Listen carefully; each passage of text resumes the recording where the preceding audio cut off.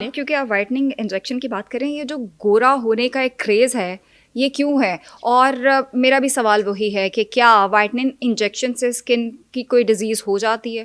اچھا, ویسے تو اگر آپ سچ سننا چاہتے ہیں تو وائٹنگ course. انجیکشن سے ایسا کچھ نہیں ہوتا. یہ Okay, میرا good. پرسنل ایکسپیرینس بھی ہے. اچھا, good. وائٹنگ انجیکشن جیسے میں نے جب لیے وہ وائٹننگ کے لیے نہیں ہوتے. یہ ہمیں لگتا ہے کہ وہ صرف وائٹننگ کے لیے, وہ بیسکلی گلوئنگ اسکن کے لیے ہوتے ہیں. وہ امیونٹی بوسٹرز بھی ہوتے ہیں. اچھا, good. وائٹامن سی ہے, ہمیں لگتا ہے کہ یہ صرف رنگ گورا کر دے گا. رنگ اس سے اتنا گورا نہیں ہوتا جتنا آپ کی امیونٹی بڑھتی ہے اس سے. پہلی بات. دوسری بات یہ کہ وائٹننگ انجیکشنز اگر آپ لیتے جائیں اور آپ کو یہ لگے کہ اس سے آپ کو سائڈ افیکٹس آئیں گے, یا اگر آپ اچھے برانڈ کا لے رہے ہیں, ویسے یہ میری ڈومین میں نہیں آتا, اسکن کا ڈاکٹر بہتر گائڈ کرے گا, بٹ میں اپنے پرسنل ایکسپیرینس سے بتا سکتی ہوں. اگر آپ اچھے برانڈ کا لے رہے ہیں آپ کو اس کے کوئی سائڈ افیکٹس نہیں آتے.